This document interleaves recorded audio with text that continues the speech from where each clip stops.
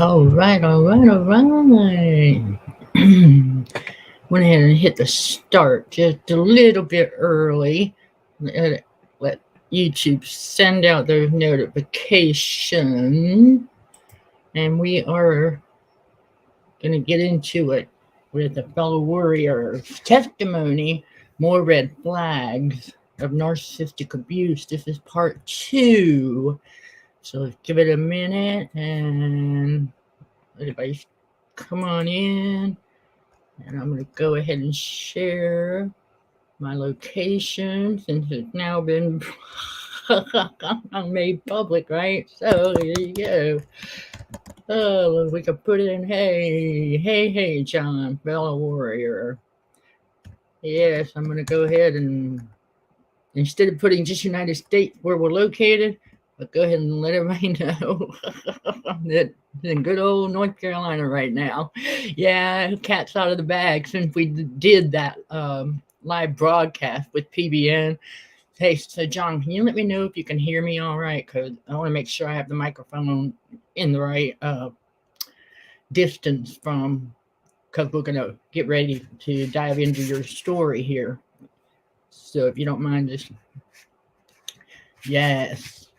Oh, you're in the metro. Ah, thank you for sharing. Okay, thank you. Thank you for that. So, we are going to dive into John's testimony part 2. This can help some of y'all going forward identify red flags of narcissistic abusers. And this next story happens to be within the workplace. It was a coworker, and let me tell you, whew, some definite red flag, no doubt about it. And so, all right, okay, no, okay, 20 miles northeast of downtown. Oh, okay. All right, gives us a better idea. I'm in a small town myself, quite a distance from big city. Well, not that far from Salisbury, if anybody's familiar with that. So, but we're kind of, I would say, 15 minutes or so from there. But it's growing rapidly. But the next big city, the closest to where I am, would be Charlotte. It's about an hour or so away. So yeah, that's where our current location happens to be for the time being. And so thank you for sharing. All right. This, all right, everybody hang tight. Okay. We're going to start. This was in 2000. All right. When our fellow warrior started working at this new place. And okay, yes. Okay.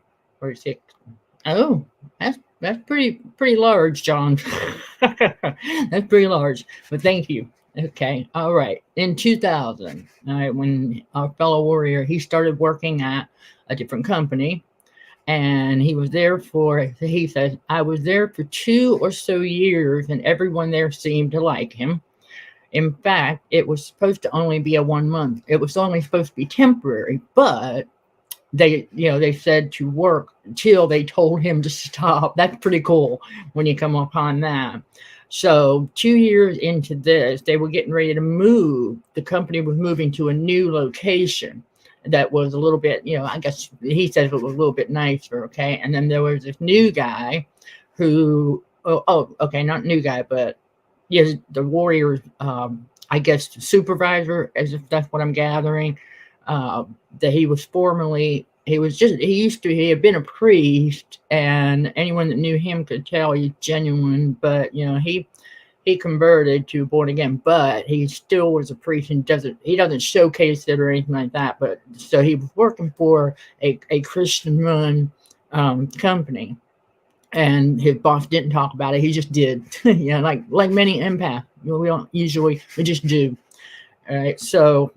All right, so there was a new guy they brought in, because remember they're getting ready to move to a new location, so they had to bring on some additional help for the packing and all of that. So they bring this new guy in, okay, and again, our fellow warrior John was told by everyone in the entire company, including management, that John was the best person ever to do that particular position.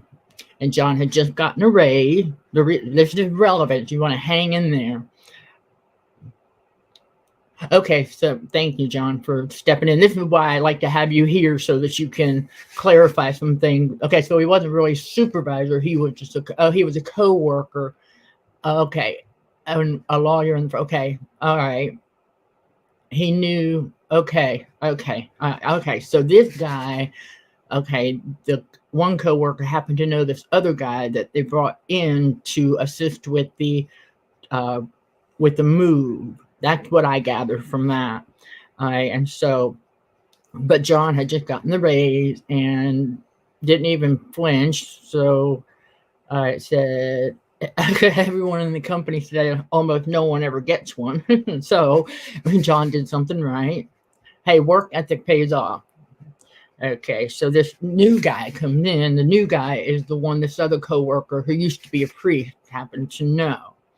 All right, so John said John was 28 and this guy was, in his 40s. So, which gave John in his little young eyes authority, but okay, so making a certain amount. Okay. And found out that the new guy was making less than he was, and John tells us that because this new guy told John from the start that he was going into work with John, but also to be John's supervisor. See, this new guy already had painted this fantasy in his head, okay, that he was going to come on into this new company. That is a red flag right there. So I wanted to point that out. Okay, so when this new guy came in and automatically had it in his head that he was going to become the boss, okay, of not just John. You got to remember, that's what they do. They had that in their mind. It said that they were going to take over or become, in charge to control all of that. Okay, so, and then that's why John had brought up the money and found out about it. Okay, so, and John's supervisor is only going to be making 20% or so less, right? Okay, so that's common sense right there. That if they had brought this new guy in to be a supervisor, then it would be at the supervisor's salary. So John's thinking was absolutely correct. All right. So also towards the beginning, this new guy and John were kind of paired up and isolated from the rest of the people. Okay, because the basement, remember they're doing all the packing and sorting and organizing for the move to the new building. And so the majority of and people just came in and out, but got files for people and talked to them and did, just random things, stuff like that. So this new guy was brought in. Okay. All right. Yep. All right, this guy brought in early addition. Okay, so the new guy, or his early addition to supervisor role thing, he told me how he ran. This new guy told John how he ran his own small business, and it was just, did you ever know if that was a legitimate claim, so to speak? Okay, I'm gonna go ahead and take this banner off real quick so that. Yeah, that's just for the introduction. Now we don't have to have it on the whole thing. All right. So, and N and CD obviously stand for narcissism and cognitive dissonance. Just to clarify it for those who we don't want y'all. Hey, all about undoing. All right. So this new guy, we go back over. Thank you. Okay. So, right. Okay. It was. Okay, so thank you for that, John. So the new guy thought, okay, he was trying to claim he was being hired by your supervisor. Okay, right, okay. Okay, somehow he wound up blurting it out. Well, that's typical of narcissistic. So, okay. And so your other coworker who was the one that, okay, got it. Yep. Okay. But nonetheless, your red flag. All right. So, okay. So what John found out, working with this new guy after a period of a little bit, that he couldn't handle anything that wasn't 100% completely structured. Yes. Okay. Like that robot, like this. In other words, my guess would be is he couldn't multitask very well either. So he was, and the new guy was obsessive compulsive about having everything structured. Okay. Now, yes, we all need a little bit of structure in our lives. Yes, but it doesn't have to be so overly over the top. Narcissistic abusers who have that trait have to have everything just, it's all about that. That's that all control. Okay. It's all about that control and why he was trying to do that. So, right. And so there you go. The new guy got angry anytime things were slightly off and not perfect. There's your red flag right there too. All right. So, and then John said he was partly there just to help with the move, and because he had a huge white van, could utilize it to move boxes and files and things like that. Makes sense, right? But this new guy also was talking very vulgar about the girl. That's another red flag. When narcissistic abusers are the epitome of it's like I often say, when they tell gross jokes that aren't funny. Okay, you know what I'm saying? Those sexual jokes and stuff that we outgrow those. Okay, and for many of us, they weren't never really funny anyhow. But if that's definitely a red flag right there. You hear it from somebody in their 40s that should very well know better not to be doing that. Okay, talking very vulgar about girls, including the ones that were just 18 and 20. Right. See, there you go. All right. Okay. And he was even talking one of the top boss's daughters. Okay. Ooh, wow. And then one of the other older women had told John at some point that she and a couple of others had filed sexual harassment complaints to the owners from this new guy. See, there you go, right there. That's a huge red flag that you're dealing with a narcissistic abuser. If they've got to have somebody, they, for whatever reason, it's like, get a harassment claim filed against them, that should set your radar off, obviously, and it did for fellow warrior. So, and then also, this new guy had a bad temper every time he didn't get his way. That's classic. That is a classic red flag, temper tantrum. And then you combine that when he stated, that he had. So he was just going around bragging that he had a hunting, weapon in his van. Okay, that's all about status. He was trying to paint himself as macho man.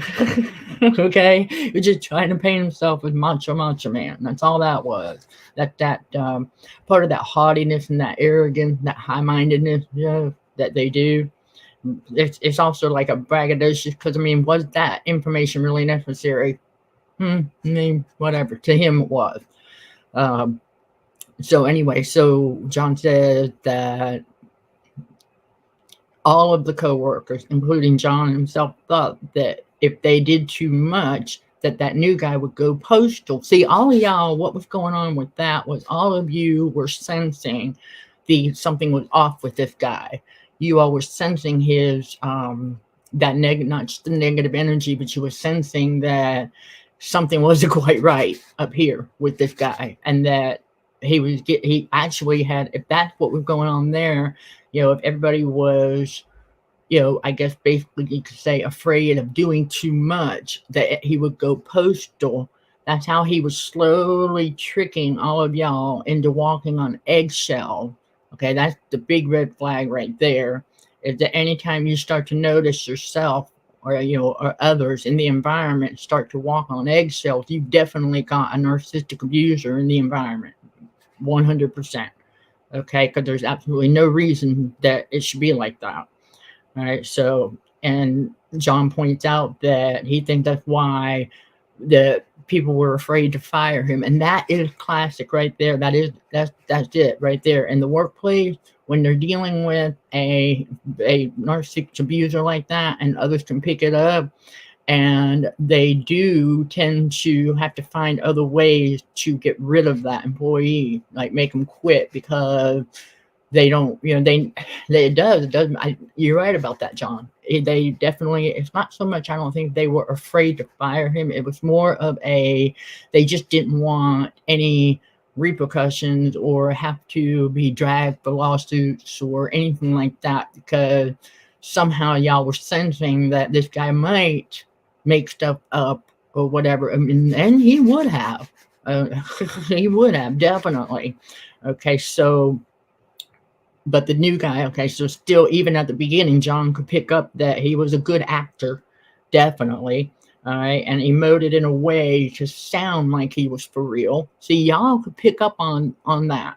Okay, that red flag where you can kind of sense, wait a minute, this might be a little over the top. Okay, or this is just, there's something not, it's just not, it's not resonating. And so he said that this new guy talking to John said, John, I want you to know I am protecting you. Oh, that hero status. Yep, there's your red flag. I'm protecting you. Okay, this is the new guy telling John that he's protecting. He said, I'm protecting you because you are such a great guy and you work hard. I like you. And in fact, the bosses were going to let you go, but I told them not to, not John. It says, so he tells John, he says, because of me, you are staying. I told him. So John turns around and tells this new guy, wait a minute, what? He said, he told me they just gave him a 5% raise without hesitation and that nobody else seemed to ever get one. And then the new guy's response was, oh, they did that to throw you off. See, there's red flags, trying to plant that seed of doubt in your mind. That's exactly what he was trying to do. Okay, he's trying to throw that seed of doubt in your head. Did that to throw you off, told John, and keep you around till we finish this little job, so that you would not quit before they fired you. See? Oh boy, he's already making stuff up. Okay, so that's the bottom line right there. And see, so John knew that wasn't true, because, like, wait a second, that's all part of the game, the shenanigans that narcissistic abusers like to play with, trying to mess with the head. And so John, I love your mom. You were so spot on. That John thought, right, people give you a raise before they fire you, sure. I did it when the first time I read that. I said, yeah, you're right. So, all right, so John says in some way, the new guy's insane anal retentive ways did help keep things organized. In a way, there's always a little bit of a benefit if that's how they are, kind of, yeah, in a way. So nothing really, as far as being organized, that's not a red flag. Everybody's got their own little system, or should have, whatever works for them. Okay. And so John said they had hundreds of the moving boxes and files where the numbers fit nicely and averaged about 100 you could fit in each box. So numbering each box, things like that, to keep track of stuff a lot easier. So yeah, nothing wrong with that. But it goes way beyond that. Okay, so it was like every number had to be exactly XYZ. Okay. Your height, length, and couldn't vary at all on anything. Even though the basic idea was good, it was. That's what I'm saying. The difference, the red flag, is it being over the top. Like, okay, is that too much? Remember, narcissistic abusers don't know when enough. They don't know, that when something is enough. Okay, so they've always got to overdo. That's a big red flag right there. They have to always overdo.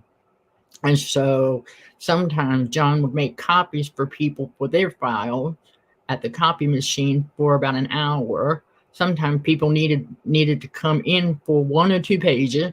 Okay, and I would let them go in and go get it and get out. I mean, that's just called teamwork. All right, narcissistic abusers they typically don't have good teamwork skills. So this new guy, when he would do printing, okay, he would get really mad at them. Mad at them and tell them they had to wait till he was done, which would be almost an hour at time. And so they started nicknaming him the copy Nazi funny. All right. I mean, you got to find the humor in some of it. Otherwise that kind of behavior is just like, so basically what that was, we were dealing with a 46-year-old who should have outgrown that impatience and irritation long time ago.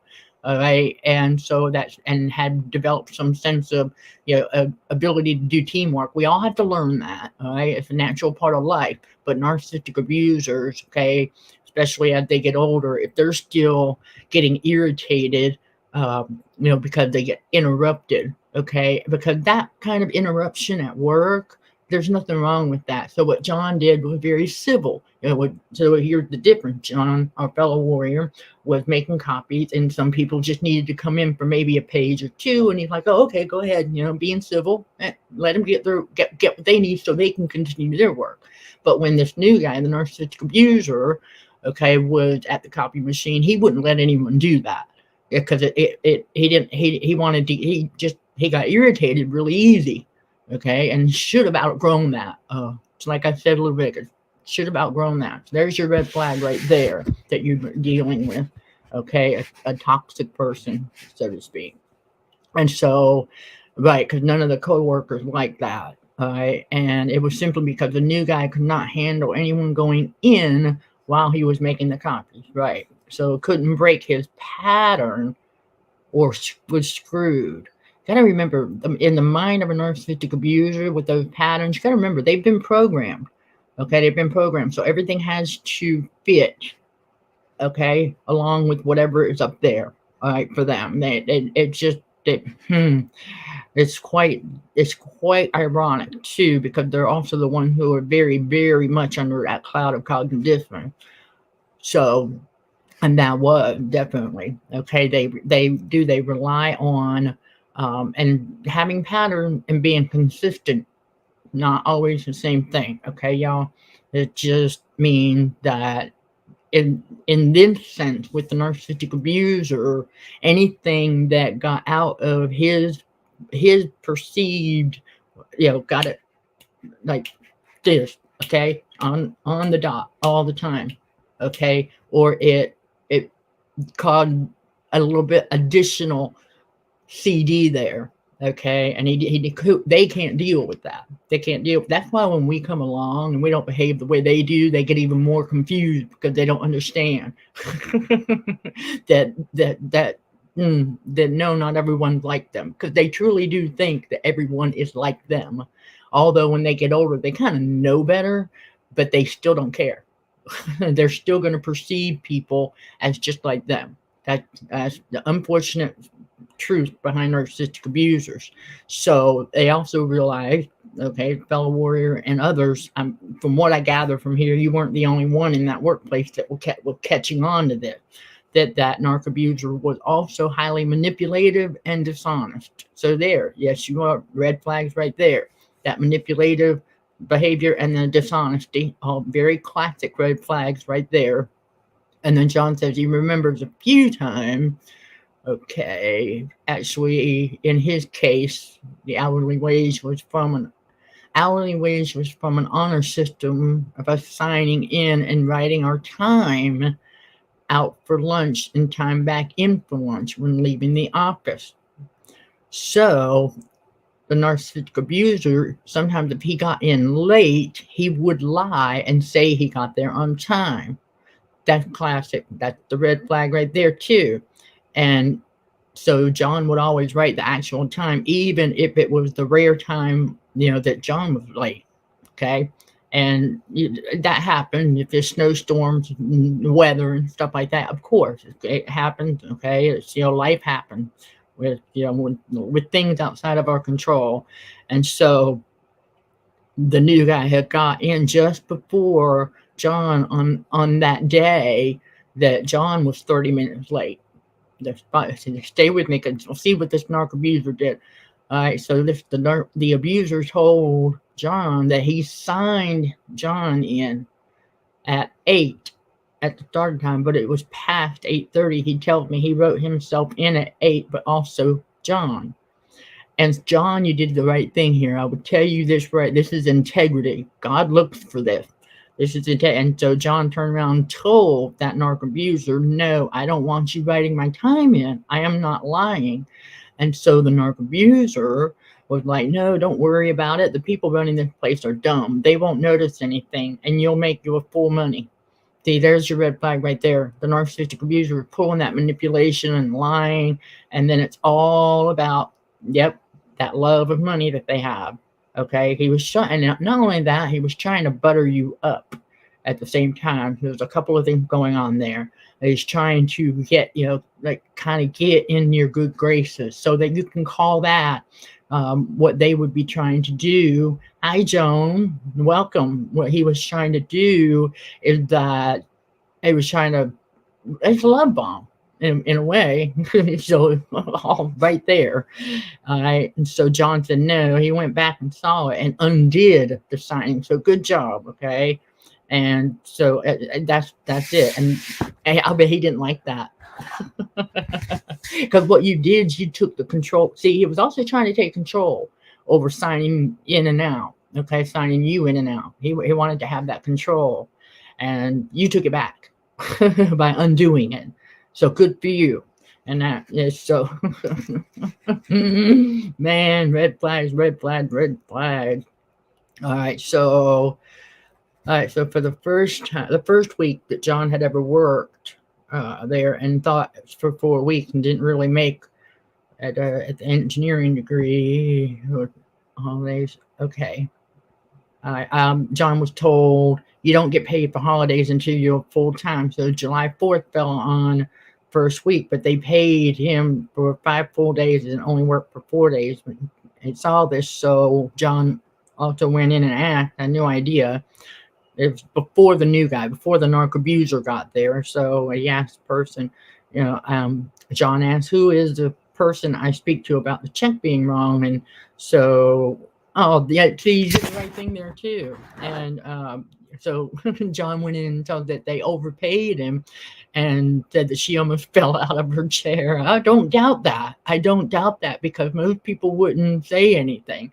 And so she told John just to keep it, keep it anyway, even though technically, and she just, honesty is a lot more appreciated than people realize, but because narcissistic abusers, remember, they're takers, they'll take advantage of anything they possibly can.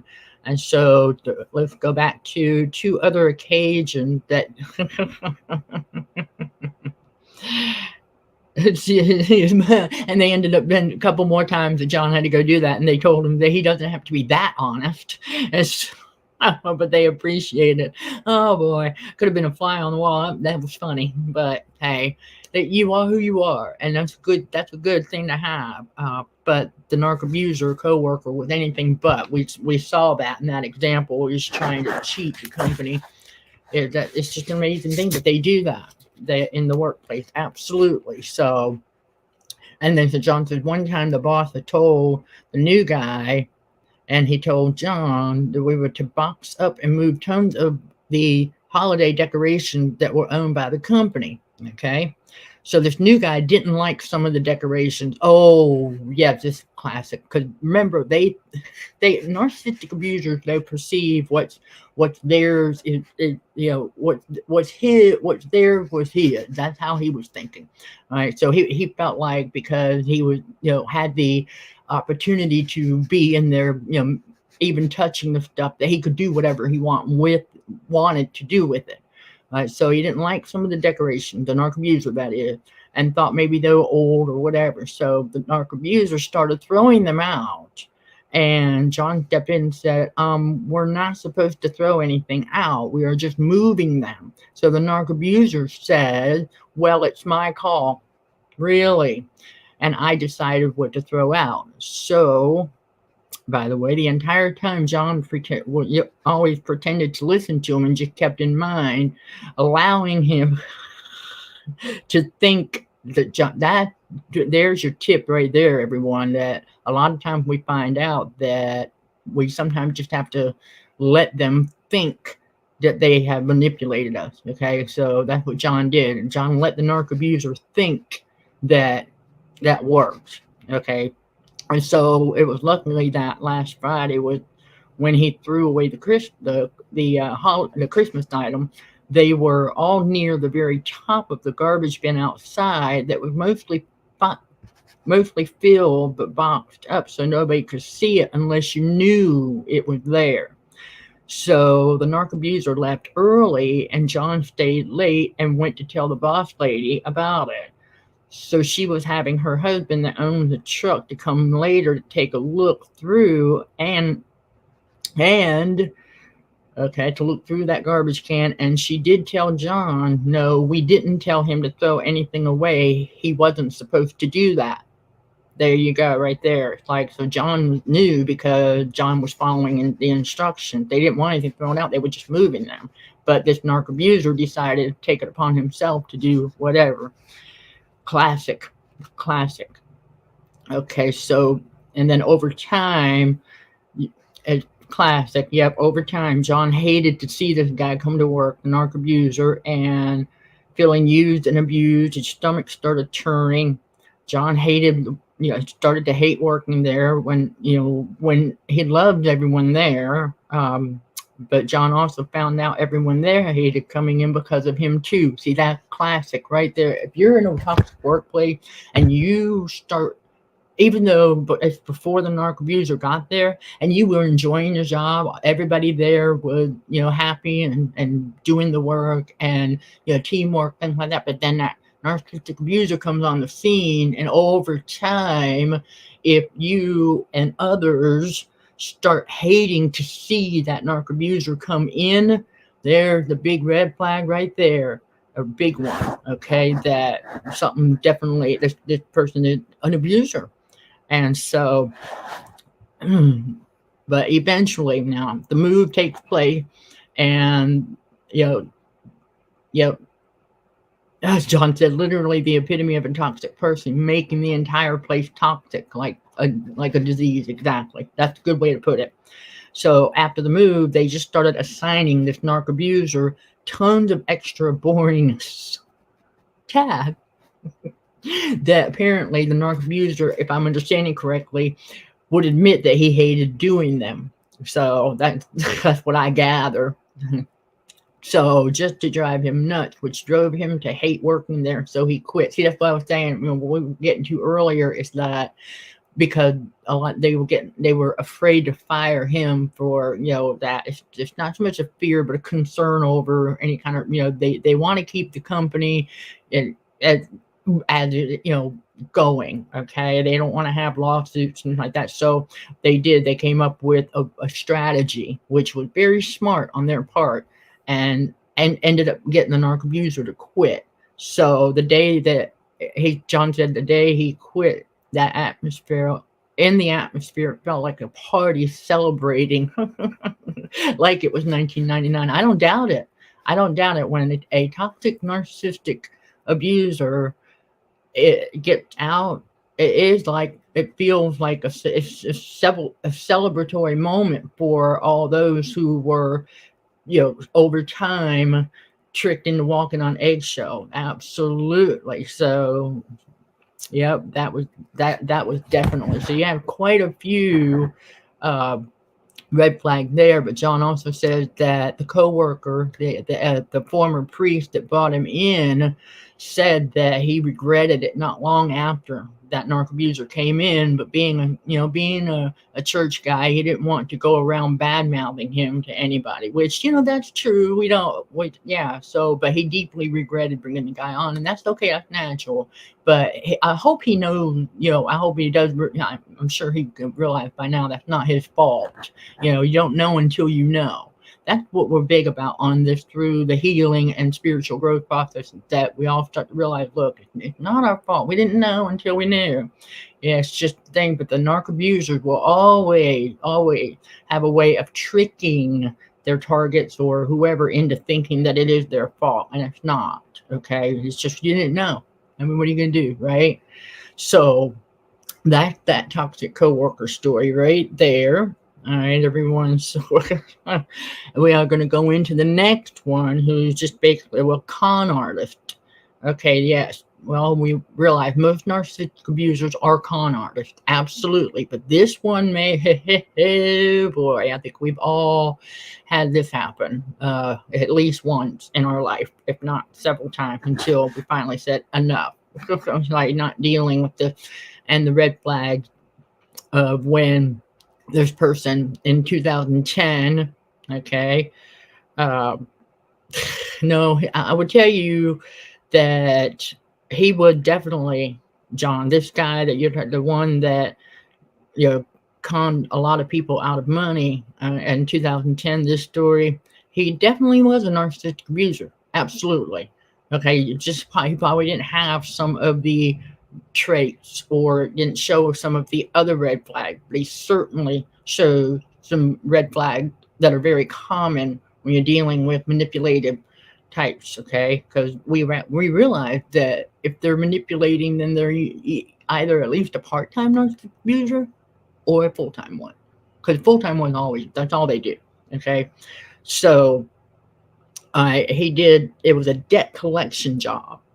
You see the irony in that? I know. I was like, wait a minute. Okay, hold on. This guy. So yeah. So this was a debt collection job, all right? And he did it for less than a year. We're talking about the manipulator here, all right? And John said that at first he looked like a really tough guy, and then once he moved to sit next to John, he seemed, that's key word, absolutely nice and kind. All right. Of course, they always will in the very beginning. All right. That's something I always remember, is that they will definitely do that. And then John started, this guy, the manipulator, hadn't shown some of his true colors yet. So he did do stuff about what seemingly felt like he shared to be a weaker side. So he just, he was pretending to try and get in your good graces before he starts hitting you up for money. That's classic red flag right there. Okay, because a lot of times, until you get real familiar with that, it's like they'll do that, and then it takes a few times. So I don't want anyone beating themselves up, because hey, we all had to learn these lessons, definitely. And so said one day this manipulator asked John if he could borrow just a small amount. Okay, that's how it starts. It's a small amount for lunch and pay him, and that this guy would pay John back in a couple of days. Okay, no big deal. So John said, okay, that's no big deal. And if he pays back, he does. If he doesn't, you just won't do it again. Okay, and see, these narcissistic abusers who do this know that too. So then, okay, the next morning, the manipulator, does pay John back. Okay, see, that's part of the manipulation there. Then a week later, he asked for twice the amount, all right, for lunch. Again, he paid, and he paid John back the next day. And so he did that over the course of the next 2 months, and would increase the amount, okay, usually doubling it, okay, and then varying amounts, and varying the amount of space of time between each thing he would ask for it. Okay, but he always paid back during the first 2 months. That's the grooming. That's your red flag right there. He's grooming you. All right. So, and get to gain your trust, just like you see right here. All right. That's exactly what he was doing. All right. And then And it's the other irony is this manipulator, the abuser, was the best collector in the company. Well, manipulators tend to be so commission based, okay, which meant that okay, so John found out that this guy was making more money than John. So I would think my radar would go, then why does he keep asking me for money? You know what I'm saying? Like that would be the thought. Like I'm sure that went through your head. Okay, so he said that the manipulator said that he needed to see John privately. Now remember this, after 2 months of grooming and gaining John's trust. All right, and he did this whole sob story. Yep, there's your red flag right there, and even showed proof. Now about that proof, everyone, narcissistic abusers, if they've got a story, okay, up there in their head, they're going to make sure that they have some things lined up to prove, okay, their story. Yes, they will. That's classic. All right, and the manipulator told John that he got a bill that he needed paid, like gas bill or something, for a few $100s. Now you see how the amount really increased, okay? And that he just needed it to keep up, not lose his gas, be shut off. Didn't really want to do it, but this manipulator pushed and pushed and pushed until John gave in and gave it to him. All right, and so he was going to pay him back, and then several $100s shortly after or something, varying amount he kept saying he was tracking it and knows exactly how much money he owes John. And John's like, heck, even I was tracking it. You know, John was tracking it too. All right. So, and the manipulator noticed that you were, absolutely.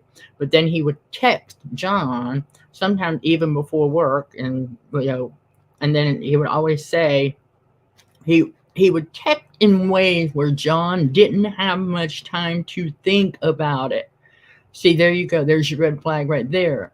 Narcissistic abusers do that rush, and they'll do things in such a way that it won't give the target time to think logically and rationally to make the right decision, right? To really think about it. They do that all the time.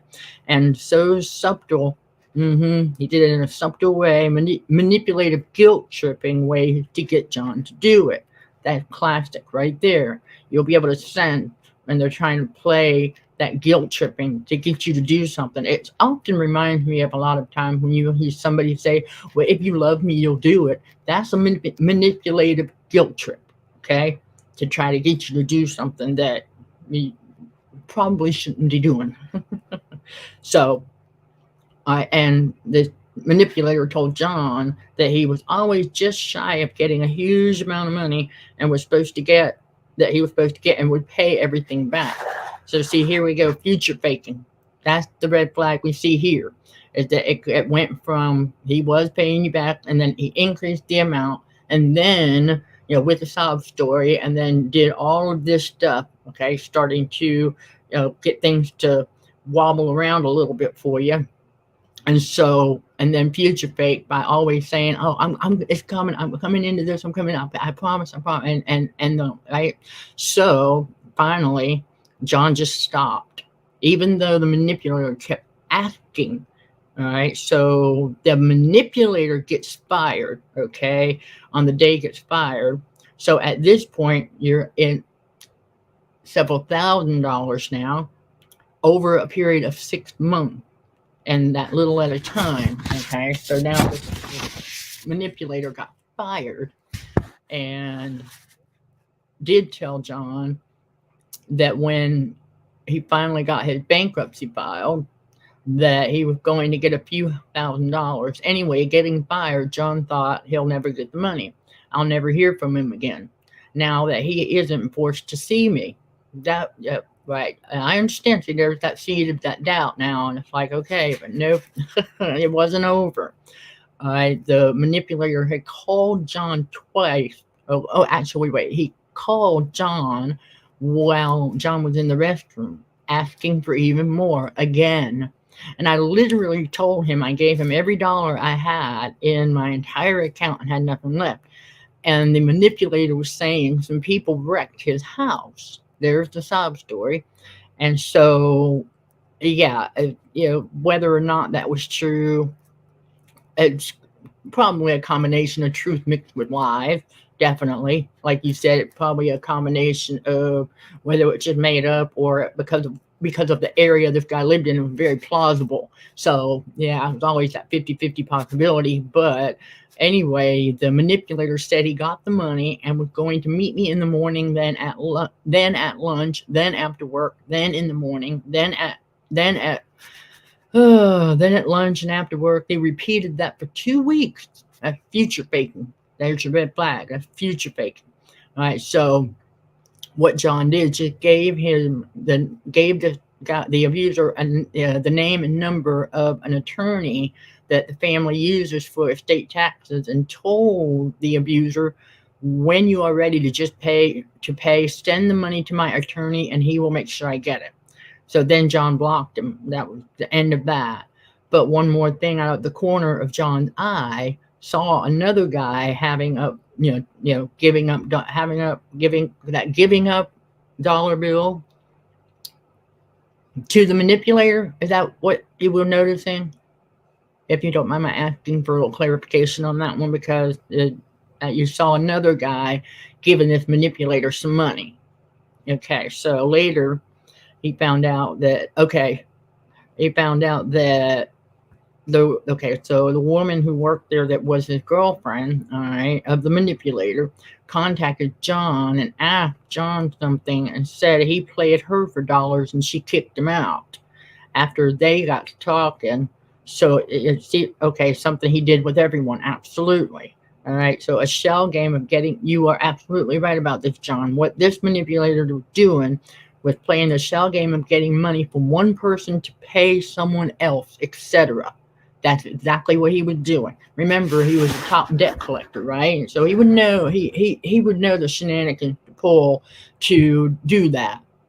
All right, so and this guy was newer to the company. Yeah, okay. So and this is before the manipulator got fired. So we'll put this up here. So we talk about the guy that you saw out of the corner of your eye that was giving him the dollars that manipulator was asking for. So it's before the manipulator got fired that John happened to notice this. So, yeah, and that's exactly what he didn't do, because see, at that time, the manipulator probably didn't think he was ever going to get fired. So he was trying to groom, absolutely spot on. He was trying to groom the next victim. Yes, very much. And it's just like, that's very classic game that they play. Okay, everyone, we always got to keep that in mind. And I know we don't know until we know, but whenever we see that, they'll do that, borrow, and then it just kind of, it leaves the victim jaded to want to even, it's kind of like, it goes with that saying, give them an inch, they take a mile. Oh, yeah. And that's exactly what that abuser did right there. It's like, well, I mean, they all do it. If you give them an inch, they take a mile. But that's exactly what he did, because he gained your trust by being able to pay you small amounts back first and then start asking you for larger amounts. That is classic con game, absolutely. Okay. And a lot of people use it in business and stuff like that too. And so it's like you have to know, that's why it's part of learning how to put your foot down. You're like, wait a minute, hold on. Even if you pay for a legitimate service or whatever, fine. But you're like, all right, well, let's see where that goes first. But they'll always try to come back and see if they can squeeze a little bit more out of you. Right? That is a marketing tactic, okay, for a lot of companies. All right, and so it's up to us to go, wait a second,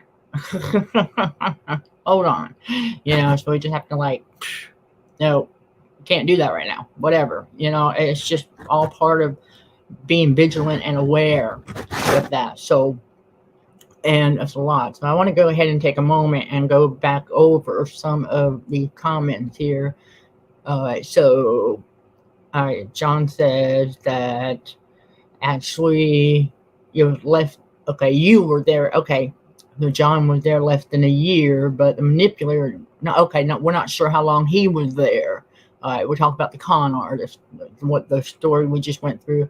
Okay, so he might have worked there for a few years before you came in, but okay.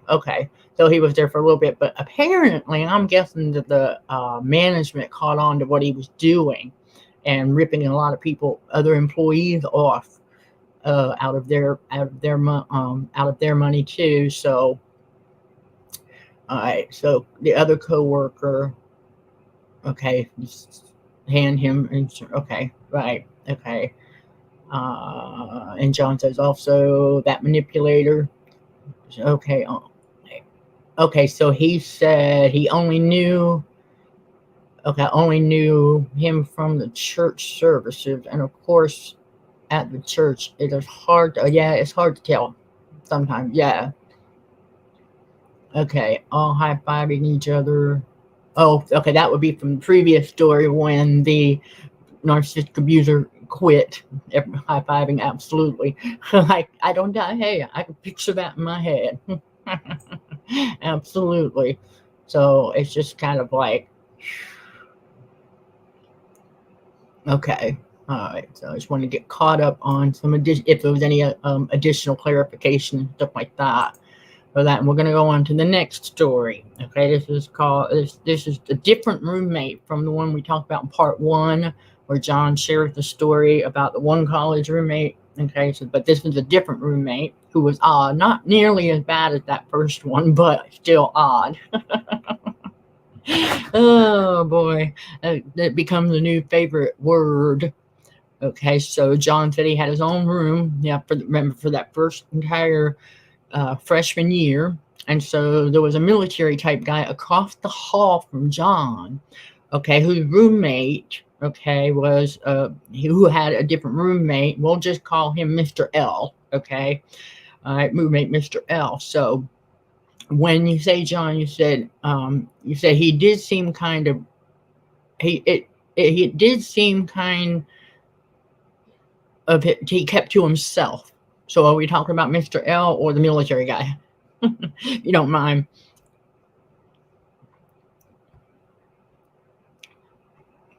Because the other guy, John had friendly conversations with. So we want to kind of clarify which one that was. We'll wait for him to get to us on that. But we're talking about Mr. L. Okay, but the one that he was friendly with that could talk to, he asked if he could share John's room with John, since they are meant for 2 people and he didn't like his roommate.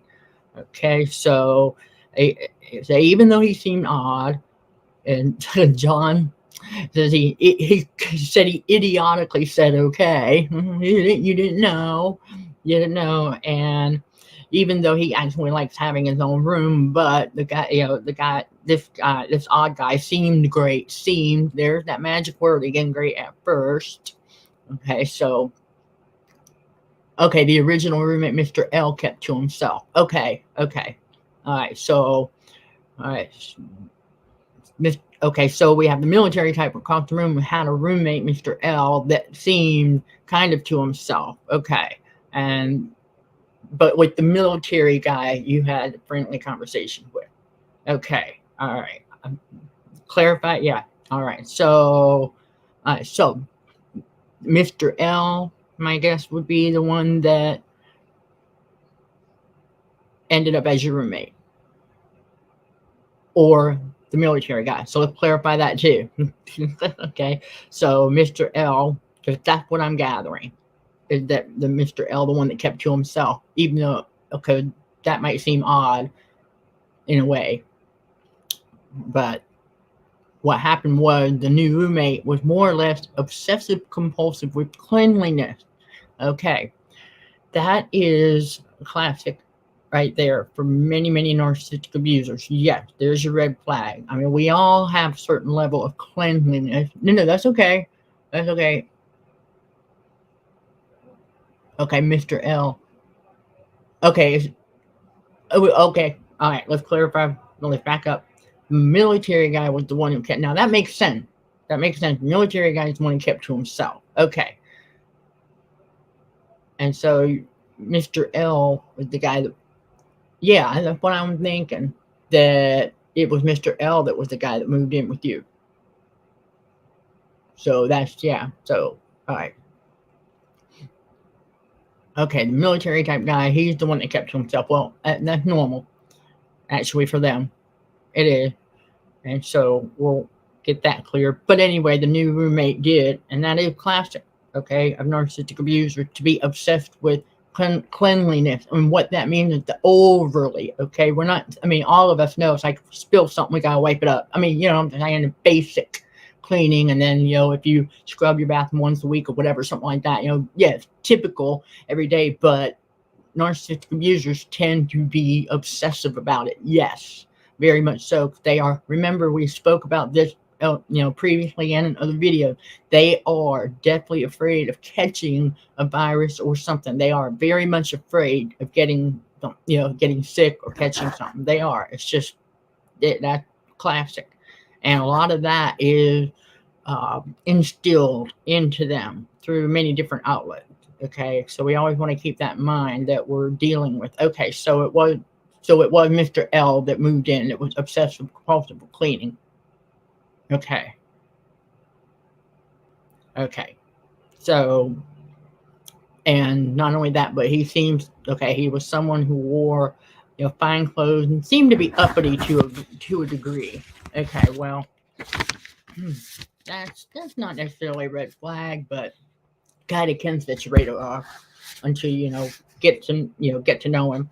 But this guy had an ironing board that he brought into the room, and John notes that the dormitory, one of the rules was not to have, you know, for safety hazard, you know, fire hazard kind of thing. They didn't typically allow ironing boards in the dorm because they had, if I remember it, yeah, they have an ironing board down there in the basement laundry. Excuse me. I was feeling that little tickle. I was like, oh, I gotta take a sip of water. Okay, so yeah, because they had the ironing board already available down there, that you didn't need to have them in the room, and we can understand why. Okay, we can understand why, but this guy brought one in anyway. So there's red flag number one right there: breaking policy. Okay, breaking policy of the campus. Okay, a campus policy, and not a bad one. Okay, like I said, not a bad one now. Okay, but they provided a safe space down there for people to go if they want to iron the clothes. It might seem a little inconvenient, you know, but it's, you know, rules, you know, policies, regulations, things like that to keep people safe, right? You know, they didn't want their dormitory building to burn down, right? So, but this guy, the odd one, the new roommate, was shocked to the core that John, male freshman, did not have an ironing board. Like, he actually was more shocked that you were following the rules, more or less. So the obsessive compulsiveness with cleaning, being a clean freak, okay? And John admitted he's kind of a cluttered person. And then, you know, hey, like I said, everybody has their own, you know, way of organizing things, all right? Because I know there's a lot of people who, if they've got stuff in a clutter, but they know exactly where everything is, yeah, that's not uncommon. All right, so John ended up getting mad at him once because this odd guy went ahead and cleaned up and organized John's entire side of the desk. I'm not laughing at you. I'm laughing at the fact that he was trying to take control. That's what was going on right there. He was trying to take control. Yeah, that's what they do. So it was just a small way. And so, you know, John knows everything. So he didn't know where anything was after this guy did that. Okay. He didn't even ask. That's the thing. There you go. Narcissistic abusers don't do that. It's a very similar concept to this story is where you leave, let's say, your lunchbox out. Y'all, this is something that many of us have had happen, that we've left our lunchbox, right? And kind of, I wouldn't say easily accessible, but somewhere where we could easily get to it when it was lunchtime or when we got a chance to eat, depending on the job. And narcissistic abusers will rummage through that and help themselves because they think just because it's there that they can have it. That's their entitlement mindset right there, and they don't ask. That's classic right there. Yes. very much. So John told this guy that he was happy that the guy wanted to help, but to never do that again without telling John or asking John first, so he could show John where he's putting everything. Like, not that he minded it, but it was like, okay, hold up. Now I don't know what anything is. I mean, we get it, okay? But this odd guy was also, obsessive with cleaning the bathroom, right? And always worried about, like I said a little bit ago, always worried about, and he openly admitted that. See, a lot of times we listen to that, and if they're obsessing over certain things, then that usually tells you what they're afraid of. Like I said in that video I did on what narcissistic abusers are afraid of, that's a classic thing right there. Okay, so he always sprayed the room with air fresheners. Classic. Yeah, I mean, nothing wrong with air fresheners, but the point here with this one is that he probably overdid it, would overdo. Okay, so here's a tip for y'all. If you're out and about, right, and you want to know the example of someone who doesn't know when enough is enough. You ever have somebody walk by and it was like they have too much cologne or whatever. I mean, like way too much. Okay, it should not be that noticeable, but it's like you can smell it from like a mile away. That's an indicator that person doesn't know when enough is enough. And a lot of us have made the kind of a joke about, I'm like, wow, is there any left in the bottle? Because we're like, dang, don't need that much. But again, a lot of them don't know. So usually 4 days a week. Okay, so he went home for about 4 days out of the week, so John didn't have to deal with him that much, which, okay, that's a blessing.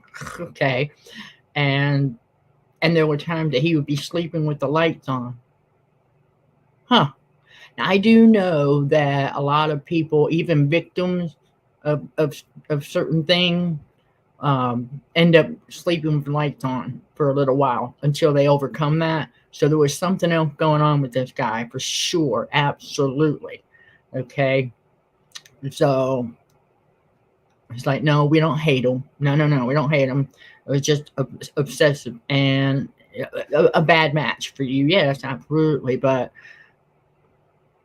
so at that point, who the real issue was with the prior roommate situation with him, but he moved. Okay, so you realize with the way this guy behaved as your roommate, you could now see why the military guy didn't like him.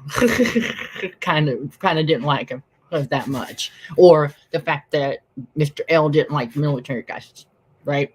Okay, so you can see why they weren't a good match either. Okay. But still, it definitely is worth noting because there was a few definite, red flags in there. And the manipulation part, yes, John, you are correct, is that the manipulation was getting himself into your room as your roommate. Absolutely. All right. He manipulated his way into sharing your room, all because he claimed that he didn't like the other guy. Okay, so there's that one. And I mean, it was a brief one. And so I'm looking at the time here. I'm going to see how long this one is. I don't want to get started on it and not be able to go through all the important red flags. I'm thinking, because like I said in the very first one, I do believe we're going to have part 3. Okay.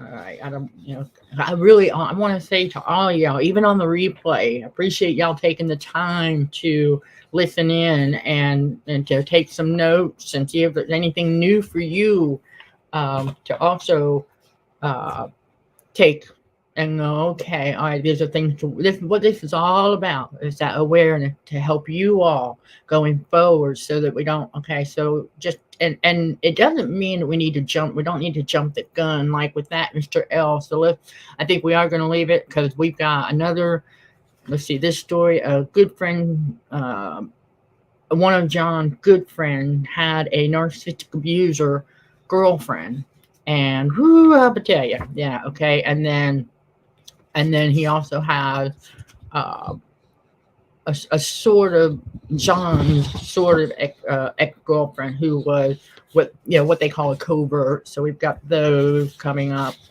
And I do believe that, yeah, we're going to,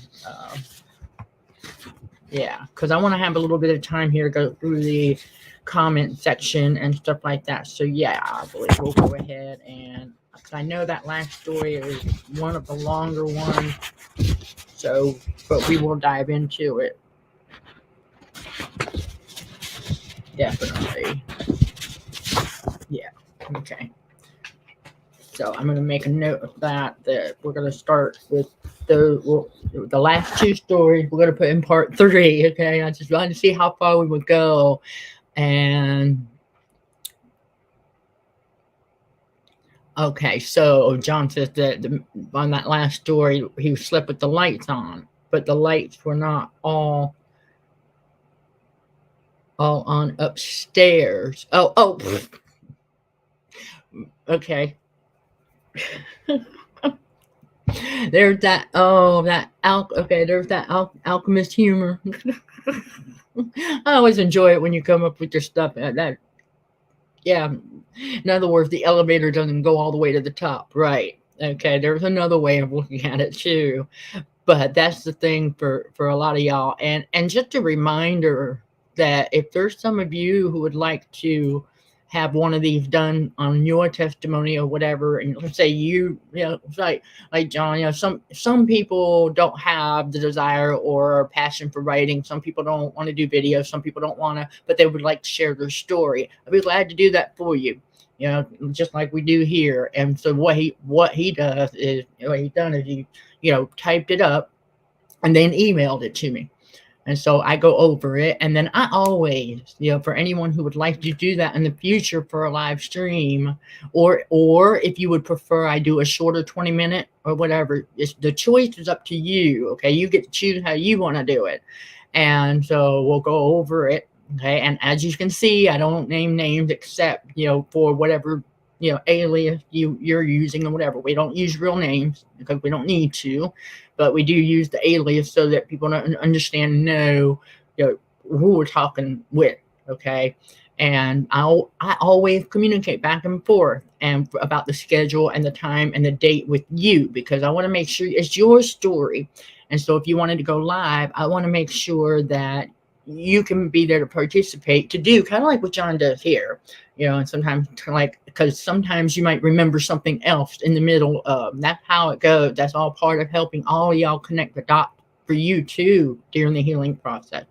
And so there you go. Okay, because that way things make better sense when you can start connecting the dots. You start going, oh yeah, I remember that was kind of weird, or that struck me as a little weird, but you kind of let it go because of that cognitive dissonance. You kind of looked over it, turned away from it, and didn't even really pay that much attention. There's a lot of little small details during the healing process that we figure out. We're like, it's all those things that we missed.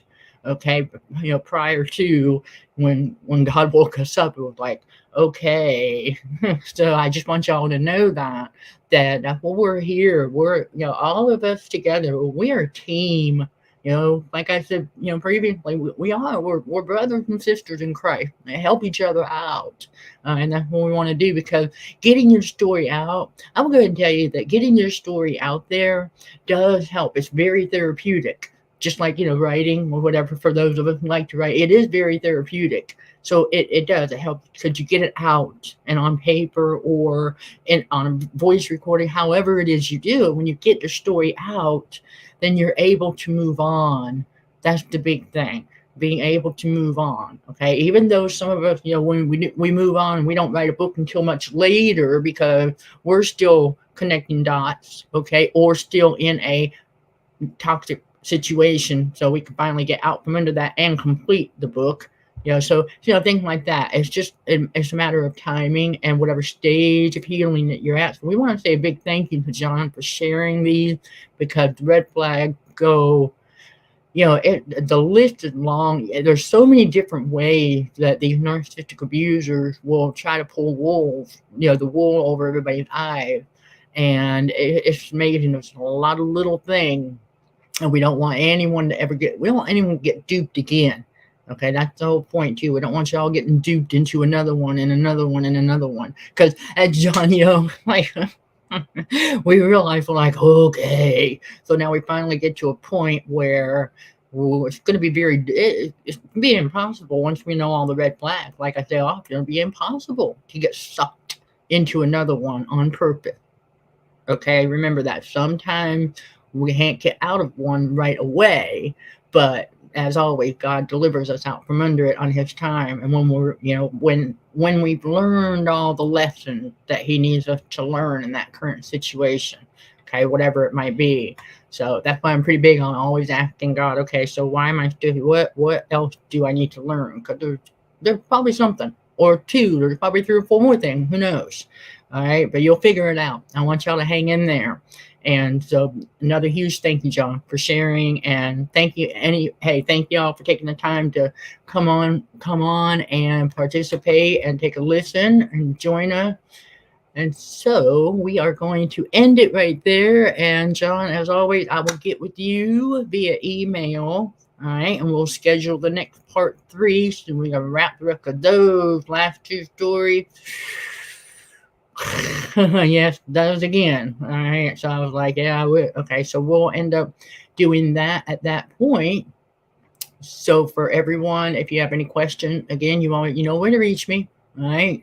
I will get back to you as soon as I can. A lot of times it's quicker than you would think. All right. It all depends on what's going on, obviously. Okay, everyone. Thank you again for watching and your time and everything else. All right. So we're sending love and light to all of you. All right, and as always, show some gratitude to the Heavenly Father, and you keep being you in Jesus' name. Amen.